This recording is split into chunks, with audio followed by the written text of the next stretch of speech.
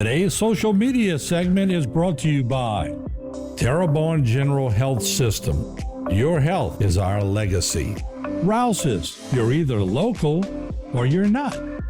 Buick, the craft of modern luxury. St. Martin and Bork, know your rights.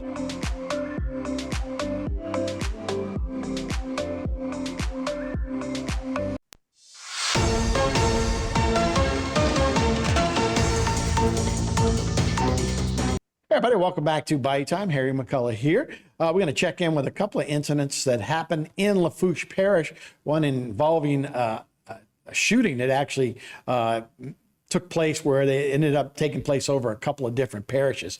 For that, we bring in Brendan Mathern, Lafourche Parish Sheriff's Office. Of course, he is Captain Brendan Mathern. So thanks for being with us. Yeah, this started as kind of a shootout, which is a scary situation in Thibodaux, where one of the guys actually fled to Calcasieu, right?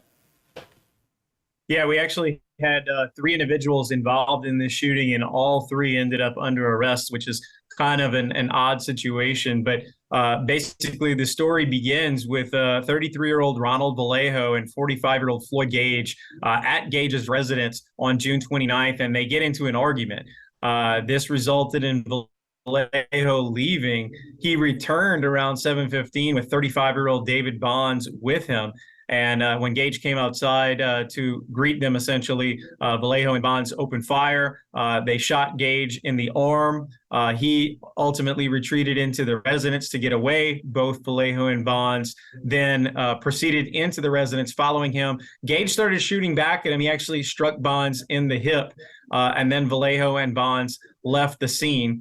Gage remained at the scene. Our deputies, when they responded to Gage's home, they were able to render first aid, actually put a tourniquet on him to try to help assist with first aid. He was transported to a local hospital to help for treatment for his injury. And ultimately, following his release from the hospital, Gage, who was found to be a convicted felon, so he was charged with possession of a firearm by a convicted felon, and he was booked into our jail. So that's 45-year-old Floyd Gage of Thibodaux, again, possession of a firearm by a convicted felon. Vallejo and Bonds, obviously, like I said, fled the scene after the incident. Vallejo fled all the way to Calcasieu Parish, and on July 1st, a couple of days later, he was stopped by state police and the Calcasieu Parish Sheriff's Office, where he was ultimately arrested on a traffic stop for drug possession.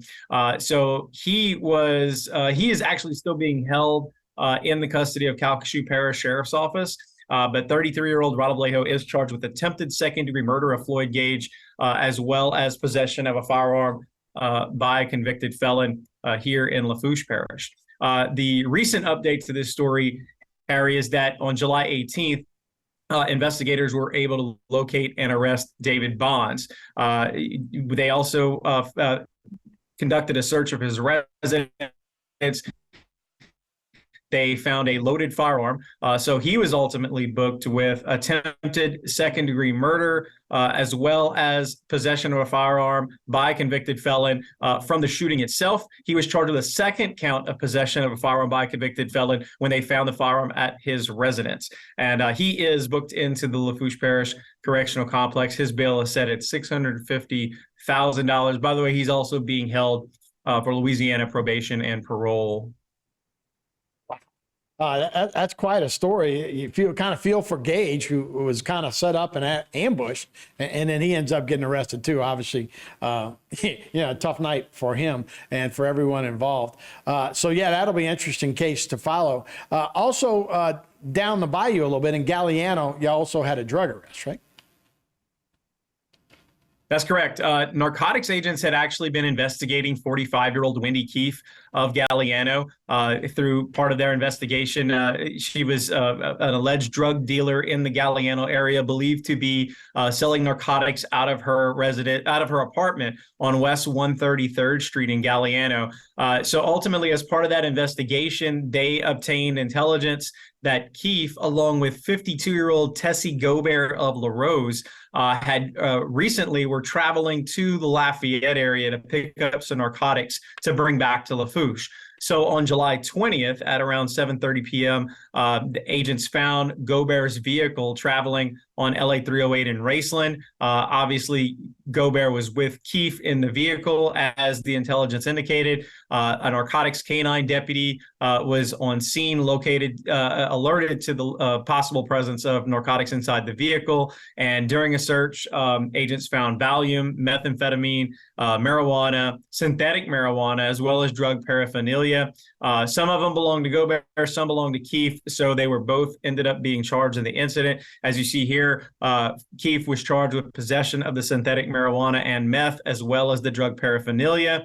Possession with intent to distribute synthetic marijuana, that is. Tessie Gobert was charged with possession of Valium, meth, and marijuana. So Keefe is that her bail is set at $23,300. She's also being held for a warrant of violation of a protective order out of Assumption Parish. Gobert's bond is set at $22,500. So again, this kind of shows you, again, even today, we had another search warrant and another narcotics investigation that we'll have some information on in the coming days. That when you start investigating one person, it tends to lead to multiple arrests. So that was a key here in this one. We got a second person arrested, as we intended to investigate just one in Keefe. Yeah, as we look at it, so about 30 seconds to go here, Brendan. The highway seems to be a big corridor, too, obviously from Mexico to I-10 to Highway 90. I'm sure that's where patrol officers always have to be on the outlook for those kind of things, too, right? Oh, no question. And obviously we get some help with Louisiana State Police. We have internal people working with the Drug Enforcement Administration. And so, and obviously lots of intelligence that flows through our network, as well as plenty of cameras to utilize, especially on the Highway 90 area. So there's really nowhere to go to escape it. If we have the information, we can certainly track down people and be able to locate them, especially like in this case, knowing Gobert and Keefe were going to Lafayette, we were able to locate them pretty quickly. All right, Brendan Mathern, thank you so much for the updates. We appreciate it. Thank you, Eric. We'll be right back with more Bayou Time after this. Every day, thousands of people hit the road heading towards their dreams. But sometimes those dreams collide with a harsh reality.